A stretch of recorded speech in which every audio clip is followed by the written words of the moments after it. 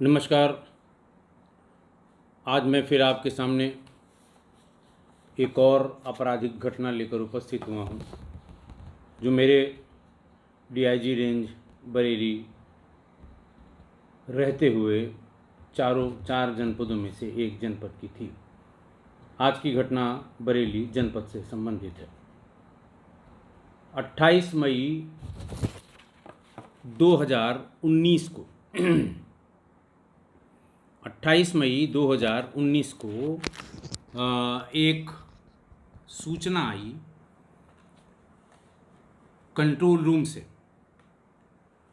Police line की control room ने नगर नियंत्रण कक्ष यानी सिटी कंट्रोल रूम को ये बताया कि पुलिस लाइन कैंपस के भीतर ट्रांजिट हॉस्टल में महिला सब इंस्पेक्टर यानी महिला दरोगा रीना कुमारी का शव उनके आवास पर पड़ा हुआ है।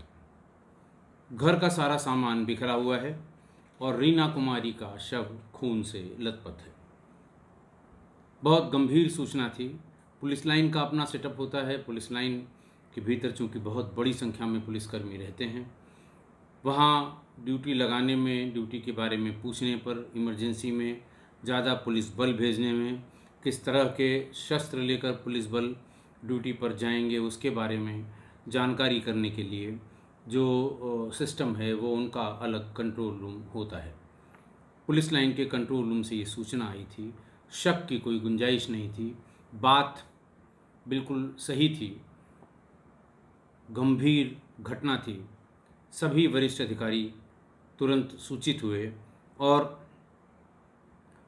घटना की गंभीरता आप इसी बात से लगा सकते हैं कि किसी जिले की सबसे सुरक्षित जगह पुलिस लाइन कैंपस या पुलिस लाइन परिसर होता है और वहाँ भीतर उसके आवास पर एक दरोगा, वो भी महिला दरोगा, उसकी हत्या हो जाए, ये बहुत ही गंभीर घटना थी। क्या छोटा क्या बड़ा, सभी अधिकारी मौके पर भागे। Dog squad, crime branch, surveillance, ये सभी कार्यालय पुलिस लाइन कैंपस के भीतर ही हैं। सूचना जंगल में आग की तरह फैली। सभी बिना किसी आदेश के, इंतज़ार के, सारे जितने हमारे तंत्र हैं, डॉग स्क्वाड से लेके और क्राइम ब्रांच और सर्विलांस तक के, ये सभी मौके पर पहुंच गए। जनपद के पुलिसकर्मियों को जहां पता लगा वो भी भाग के पुलिस लाइन कैंपस में पहुंच गए। येलो टेप लगवाया गया। इंस्पेक्टर कोतवाली के जुरिस्डिक्शन का ये मामला था, ताकि उसको, डॉग स्क्वाड को और फॉरेंसिक टीम को काम करने में कोई दिक्कत ना हो। मेरा भी आवास पुलिस लाइन से 5-7 मिनट की दूरी पर है। सूचना मिलते ही मैं भी वहाँ पर भागा। वहाँ पहले से ही SSP, SP city, SP crime, संबंधित सर्किल ऑफिसर और तमाम सब इंस्पेक्टर, इंस्पेक्टर मौजूद थे। ट्रांजिट हॉस्टल का मेन गेट मुख्य मार्ग पर खुलता है। वहाँ से गेट से आप निकलेंगे सीधे मुख्य मार्ग पर, बहुत चलता हुआ मार्ग है। बदायूं जाने के लिए आपको इसी मार्ग से होके गुजरना होता है। आगे का भी इसमें तमाम रास्ता है और बहुत चलता हुआ रास्ता है, बड़ी व्यस्तम सड़क है। वहाँ पर भीतर मुख्य मार्ग से जैसे ही मेन गेट से मुख्य मार्ग छोड़ के भीतर घुसा, वो सी के आकार का, यानी मेन बिल्डिंग सामने और उसका पोर्शन लेफ़्ट और राइट में निकला हुआ 2 मंजिला इमारत है और इसमें करीब 30 आवास बने हुए हैं। ये 1 बेडरूम सेट के आवास हैं और जिसमें ज़्यादातर इंस्पेक्टर्स और सब इंस्पेक्टर्स रहते हैं। जो पुलिस अधिकारी यानी सब इंस्पेक्टर और इंस्पेक्टर स्थानांतरण पर ज़िले में आते हैं, पहले ये आवास उनको वरीयता के आधार पर आवंटित किए जाते हैं। ये माना जाता है कि जब तक इन्हें प्रॉपर आवास जिसके लिए वो अनुमन्य हैं वो नहीं मिल जाता, वो खाली नहीं होता, तब तक वो यहीं रह के अपना काम सुचारू ढंग से करें। ज़्यादातर यहाँ रहने वाले लोग, चूँकि जगह बहुत कम होती है, ऐसे ही लोग होते हैं जो अकेले रहते हैं या जो बहुत छोटे परिवार वाले, 2-3 परिवार जिनका है, 2-3 लोगों का, वो लोग रहते हैं और वो अपनी बारी का इंतज़ार करते हैं कब उनको पुलिस लाइन के भीतर उनको अनुमन्य आवास मिले, और अगर उनकी किसी थाने में पोस्टिंग हो जाती है तो उस थाने में जो सरकारी कर्मचारियों के लिए आवास बने हैं वो उनको कब मिल जाए। वो मिलते ही वहाँ ये शिफ्ट हो जाते हैं। पूरा कैंपस खचाखच भरा हुआ था। जितने पुलिस वाले थे उतने ही प्रेस वाले थे। प्रेस के लिए बड़ी खबर थी, क्या प्रिंट मीडिया, क्या इलेक्ट्रॉनिक मीडिया। कैमरे के फ्लैश इस तरह चमक रहे थे जैसे कहीं पर कोई मैच हो रहा हो। ग्राउंड फ्लोर पर मेन गेट के ठीक सामने जैसे ही आप भीतर घुसेंगे तो ग्राउंड फ्लोर पे जो मेन बिल्डिंग है, फ्लैंक वाली नहीं, सीधी बिल्डिंग, उसके ठीक सामने ही मृतका रीना कुमारी का आवास था। मैं भी भीतर गया। बाहर उसकी स्कूटी खड़ी थी और भीतर संघर्ष के निशान थे, जैसे महिला ने संघर्ष किया हो उन लोगों से जिन्होंने उसको मारा है। स्टोर के कमरे में उसकी लाश खून से लथपथ पड़ी हुई थी और उसके सिर पर ऐसा लगता है कि बहुत गंभीर चोटें पहुंचाई गई थी। लेकिन उससे भी अजीब बात कि उसके घर का एक एक सामान तलाशा गया था। सारी अलमारियां जितनी हैं वो खुली हुई थी। बेड का जो बॉक्स है, बिस्तर उधर फेंका हुआ, उसमें से एक एक चीज़ निकाली गई थी। वहाँ पर ज़्यादातर कागज़ें, फाइलें, सरकारी फाइलें होती हैं, तमाम आदेश निर्देश होते हैं। जैसे हमसे संबंधित कोई आदेश है तो हमारे पास कंट्रोल रूम से या मेरे वरिष्ठ अधिकारी के यहाँ से आता है।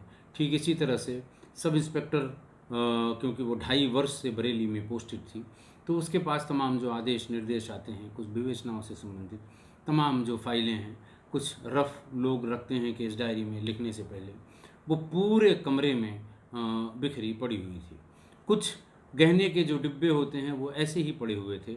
ऐसा लग रहा था कि जो कोई भी भीतर सामान ढूंढ रहा था उसका इंटरेस्ट पैसे या गहनों से ज़्यादा किसी डॉक्यूमेंट पे था, किसी कागज़ पे था। ये बात वहाँ पर उपस्थित सभी लोगों ने, जो पुराने लोग थे उन्होंने भी, और जो नए अधिकारी गए थे उन्होंने भी यही इन्फ्रेंस ड्रॉ किया कि भीतर किसी कागज़ के सिलसिले में ये इतना तमाशा हुआ है। कागज़ का नाम आते ही फिर ये दिमाग में आया कि बहुत ढेर सारी क्राइम की विवेचनाएं की होंगी, और तमाम विवेचनाओं में कभी कोई नाराज़ भी होता है और कभी कभी वो दिल पे नाराज़गी ले लेता है। हो सकता है उससे संबंधित कोई कागज़ है। पुलिस का दिमाग तो सीधे उसी पर गया कि किसी ऐसी रंजिश में जिसमें इनका कोई रोल रहा हो, एज ए आईओ रहा हो, या किसी केस की पैरवी करने में जब गवाहों को बुला के समझाया जाता है, उससे संबंधित कोई चीज़ रही हो, उसकी वजह से ये डॉक्यूमेंट ढूंढे गए। डॉग स्क्वाड के जितने डॉग्स हैं, जो जिनकी बहुत अच्छी सक्सेस रेट है, उनको भी और बाकी सबको एक एक करके भीतर पड़ी हुई चीज़ों से सुंघाया गया। वहाँ पर एक चीज़ और बड़ी इम्पॉर्टेंट थी कि वहाँ पर 3 कप चाय बनी हुई थी, कुछ नमकीन बनी हुई थी, और ऐसा लगता है कि महिला के अलावा 2 लोग और थे जिन्होंने वो चाय पी होगी। इसको पुलिस की भाषा में फ्रेंडली एंट्री कहते हैं, कि जानने वाले किसी व्यक्ति ने, यानी ज़बरदस्ती न दरवाज़ा तोड़ा गया, न खोला गया, न कोई ज़बरदस्ती भीतर घुसने का प्रयास हुआ। फोर्स्ड एंट्री नहीं थी, ये फ्रेंडली एंट्री थी, और ऐसा प्रतीत होता था वहाँ देखने से। बात तो सही बाद में पता लगेगी, लेकिन देखने से ये लग रहा था, क्योंकि वो चाय बहुत ज़्यादा पुरानी नहीं लग रही थी। आप जानते हैं कि चाय अगर बहुत पुरानी होगी तो उस पर एक बहुत डार्क कलर की लेयर जम जाती है। दूध का और चाय का जब हवा से बहुत देर तक कांटेक्ट होता है तो एक लेयर बन जाती है, और अगर बिल्कुल ताज़ी होती है तो वो लेयर नहीं बनती है, वो छिटकी हुई अगल बगल होती है, लेकिन साफ़ सुथरी दिखाई देती है। उसी से समय का अंदाज़ा लगता है कि कितने समय पहले ये चाय पी गई होगी।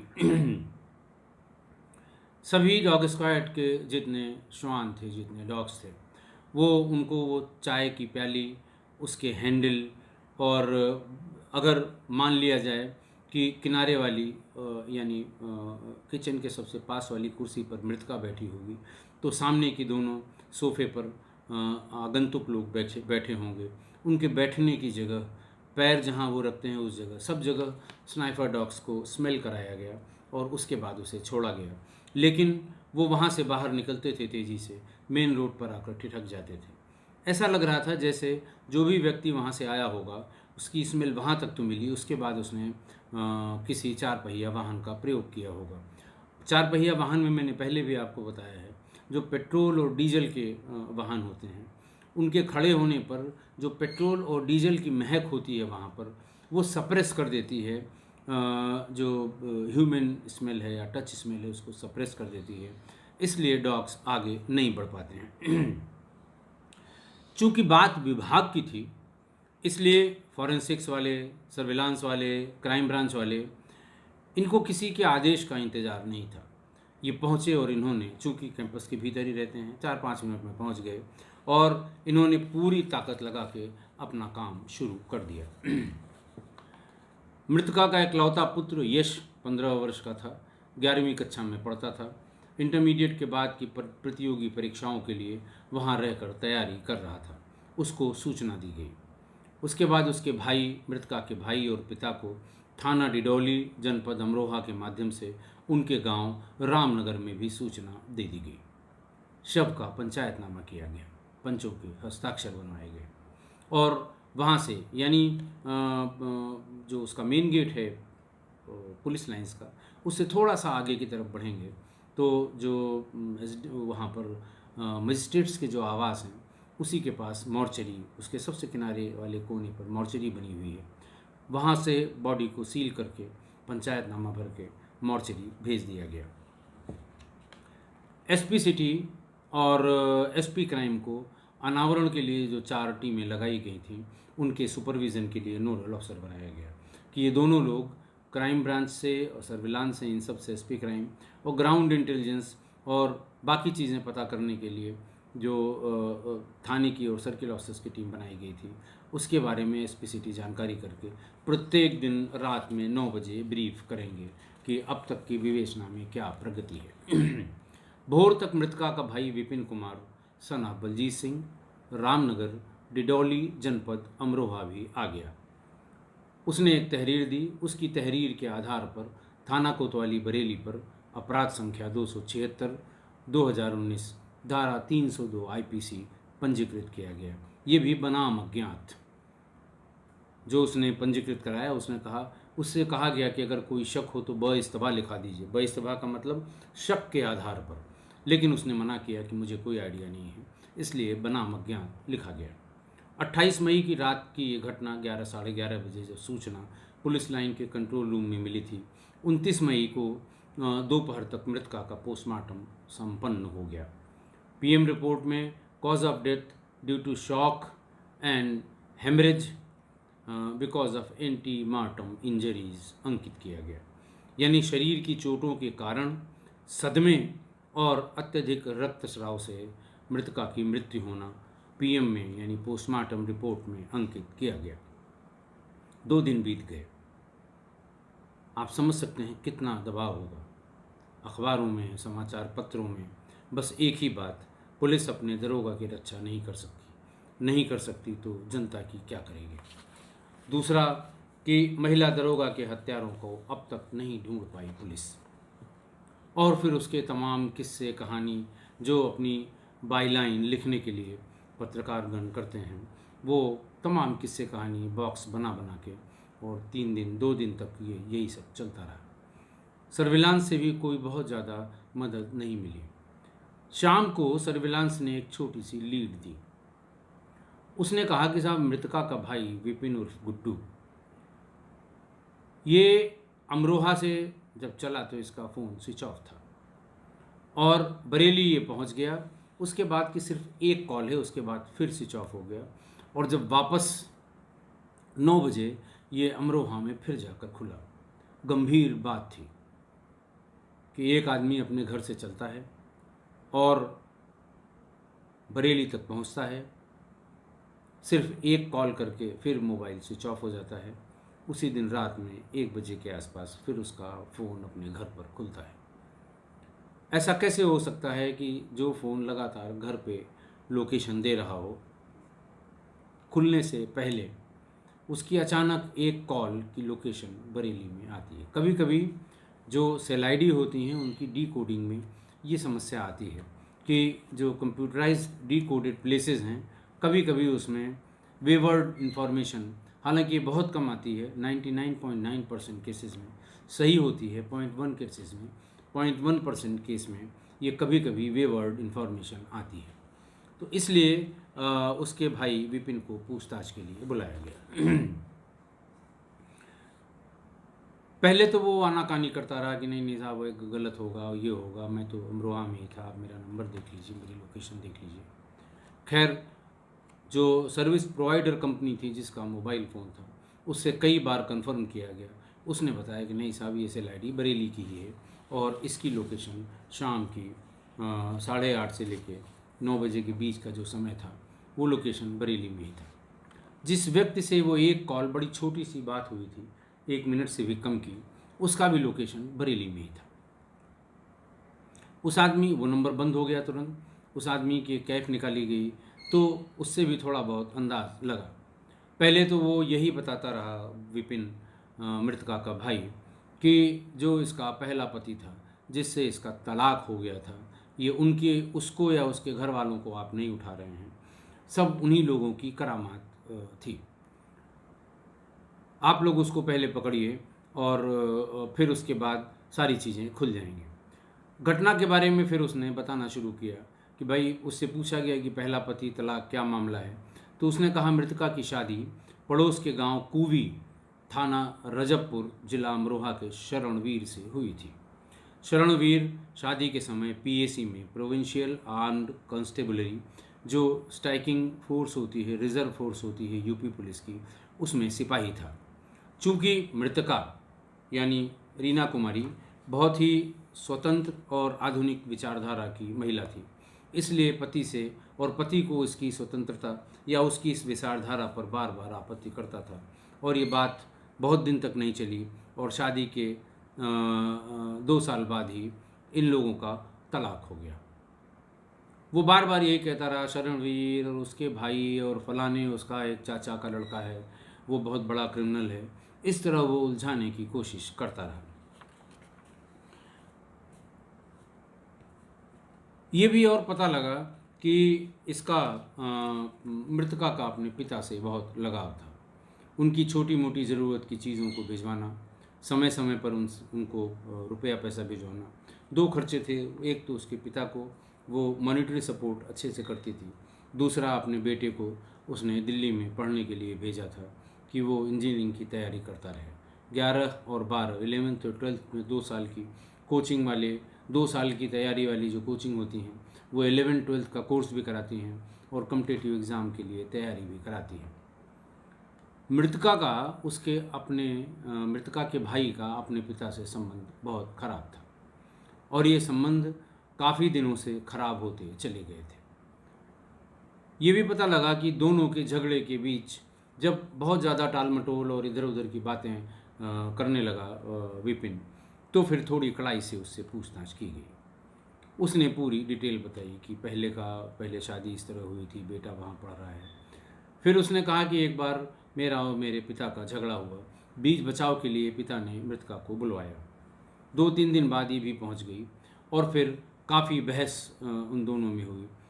मृतका के पिता यानी विपिन के भी पिता को बहुत ढेर सारी शिकायतें अपने बेटे से थी। उसके जाने के बाद रीना कुमारी के पिता ने इससे ये कहा कि देखो, मेरी किसी दिन हत्या हो जाएगी, क्योंकि ये बार बार जिद करता है कि फलां खेत को बेच लो, उसका पैसा आ जाएगा, मुझे ये धंधा शुरू करना है, मुझे ये काम शुरू करना है। और वो उसका पर्पस सिर्फ ये होता था कि कुछ खेत बेच के और ये पैसा हमको दे दें, लेकिन इसको पैसा देने का मतलब कि ये पैसे उड़ा देगा और किसी दिन ये उन्हीं पैसों की और खेत की लालच में मेरी हत्या कर देगा, तब तुम कुछ नहीं कर पाओगे। बात इसको क्लिक। उसने कहा कि अच्छा, होना क्या चाहिए? उसने कहा कि देखो, मुझे तहसील ले चलो, मेरी जितनी प्रॉपर्टी है मैं सब तुम्हारे नाम रजिस्ट्री कर दूंगा। प्रॉपर्टी भी ज़मीन से संबंधित थी। उन्होंने कहा कि मैं सारी तुमको रजिस्ट्री कर दूंगा, फिर उसमें अपना नाम चढ़वा के जब भू अभिलेखों में तुम्हारा नाम आ जाए, खसरा खतौनी में तुम्हारा नाम आ जाए, उसके बाद तुम इसको बता देना तो मेरी जान बच जाएगी और उसके बाद मेरे मरने के बाद तुम्हारी अगर इच्छा होगी तो तुम उसे देना, तुम्हारी इच्छा नहीं होगी तो मत देना। उसी दिन रीना कुमारी इलाज के बहाने अपने पिता को ले गई और सीधे तहसील गई। जो वकील जानने पहचानने, चूँकि सब इंस्पेक्टर थी, वहाँ उसके गांव के भी जानने वाले लोग थे। पहले भी ये जो लोग इसके वकील थे, इसको अच्छी तरह से जानते थे, इसने पहले ही उनसे बात करके, और वहाँ इसने अपने पिता की 52 बीघे खेतीहर ज़मीन पिता ने रीना कुमारी के नाम रजिस्ट्री कर दी। उसके तुरंत बाद रीना कुमारी से एक वकील ने प्रार्थना पत्र दिलवाया कि अब चूंकि ये रजिस्ट्री हमारे नाम हो गई है तो इसको भू अभिलेखों में अमल दरामद करके मेरा नाम भू स्वामिनी के रूप में चढ़ा दिया जाए। एक महीने बाद उसके पिता की सारी ज़मीन मृतका यानी रीना कुमारी के नाम अमल दरामद हो गई और भू अभिलेखों में उसका नाम भू स्वामिनी के रूप में दर्ज हो गया। जब खसरा खतौनी में उसका नाम दर्ज हो गया तब उसके पिता ने ये बात विपिन गुड्डू को, एक दिन बहस ज़्यादा होने लगी पैसे के लिए, तो बताई कि तुम मेरा कुछ नहीं कर सकते, मेरे पास 1 बीघा ज़मीन नहीं है, मैंने सारी ज़मीन रीना कुमारी के नाम लिख दी है। ये सुनते ही वो चौंका भी, उसके ज़मीन पैरों के तले ज़मीन खिसक गई। वो भाग के तहसील पहुंचा कि जो ये कह रहे हैं वो कितना सही है। अपने स्रोतों से उसने जब भू अभिलेखों के कागज़ निकलवाए तो पता लगा कि उसके पिता के नाम की सारी ज़मीन उसकी बहन रीना कुमारी के नाम चढ़ी हुई है। बात ये सही थी। वहाँ से वो भाग के रिश्तेदारों के पास गया, उनको पूरी बात बताई कि ये बहुत ही गलत बात है, बाप ने सारी ज़मीन बहन के नाम कर दी, मैं उनका बेटा हूँ, कायदे से मैं उस प्रॉपर्टी का वारिस होता हूँ। फिर मृतका पर दबाव डालने के लिए रिश्तेदारों को एक एक करके पहले बात कराई। फिर जब मृतका गांव आई थी तो उनसे बातचीत कराई कि भाई ये तुम्हारे भाई की ज़मीन है, तुम इसे वापस कर दो। उसने भी खुद बहुत कई बार उससे प्रार्थना की, विपिन ने अपनी बहन रीना कुमारी से, कि ये ज़मीन मुझे वापस करा दीजिए, री रजिस्ट्री कर दीजिए या प्रार्थना पत्र दीजिए, मैं तहसील में बात करके इसे पुनः अपने नाम करा लूँगा। इस पर रीना कुमारी ने कहा कि तुमने पिताजी को बहुत परेशान किया है, मैं किसी कीमत पे तुम्हें ये ज़मीन वापस नहीं करूँगी। जब तक पिताजी नहीं कह देंगे हमसे कि ये ज़मीन वापस कर दो, मैं कतई ये ज़मीन तुम्हें वापस नहीं करूँगा। उसके बाद विपिन कई बार मृतका से मिलने बरेली भी आया। अंतिम बार जब वो आया था तब मृतका ने उसको डांट कर भगा दिया कि आइंदा से तुम कभी भी इस ज़मीन के सिलसिले में न मुझसे बात करोगे न मेरे पास आओगे। थक हार कर विपिन को ऐसा लगा कि वो तो कहीं का नहीं रहा, बाप का कुछ करने से फ़ायदा नहीं, ज़मीन सब बहन के हाथ है। बहन सब इंस्पेक्टर है, यूपी पुलिस में बरेली में पोस्टेड है, हम इसका बहुत ज़्यादा कुछ करेंगे हम खुद परेशानी में पड़ जाएंगे। उसने 2 पेशेवर हत्यारों को पैसा दिया, उनको हायर किया और उनसे कहा कि मेरी बहन की हत्या तुम्हें करनी है, मैं भी वहीं रहूँगा तुम्हारे साथ, एक बार तुम उसको मार दोगे फिर मुझे अपने काम के कागज़ वो सब मैं वहाँ ढूंढ लूँगा, मुझे पता है वो कहाँ उसने रखा होगा। 28 मई को जिस दिन ये हत्या हुई थी, उस दिन दोनों भाड़े के दोनों हत्यारों, जिनमें से एक का नाम मोहसिन सन ऑफ शौकीन, रेजिडेंट ऑफ चावपुरा, थाना डिलारी मुरादाबाद, और दूसरे का नाम Shahrukh son of Hanif, resident of Rustampur कोतवाली मुरादाबाद, इन दोनों को लेके और अपने बेटे अनुप्रीत उर्फ हैप्पी को लेके ये वहाँ पहुँच गया। तय हुआ कि पहले हम और अनुप्रीत दोनों भीतर जाएंगे, उससे बात करेंगे और माफ़ी मांगेंगे, हर तरह से कोशिश करेंगे। अगर वो मान जाती है तो फिर कुछ नहीं होगा, अगर वो नहीं मानती है तो अनुप्रीत के मोबाइल फ़ोन से एक मिस्ड कॉल करेंगे। तुम लोग सीधे यहीं गेट के पास उस पे नज़र रखना, दरवाजे पे, जिससे मैं भीतर जाऊंगा, भीतर बैठूंगा। बात तय हो गई।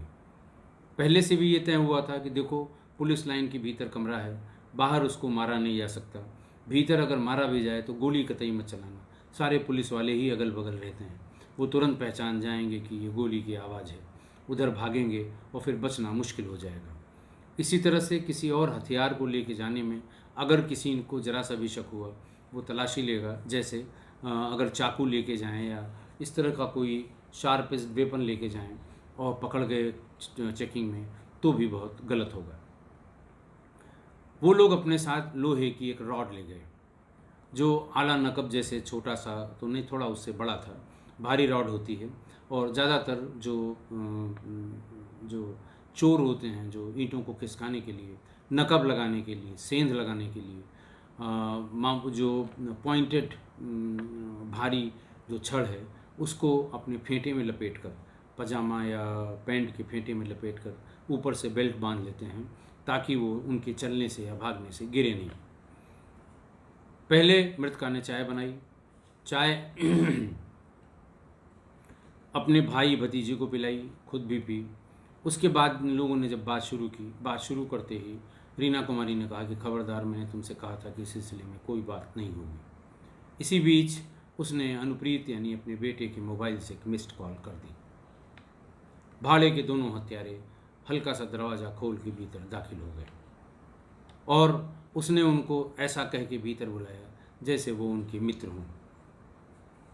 पर थोड़ा सा सतर्क हुई मृतका रीना कुमारी। इसी बीच में दोनों ने उसका मुंह दबा दिया।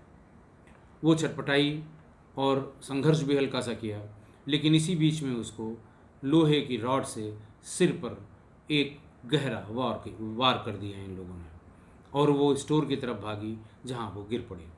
उसके गिरने के बाद उसके सिर पे ताबड़तोड़ कई वार इस लोहे की रॉड से उन लोगों ने कर दिया और थोड़ी देर में उसकी मृत्यु हो गई।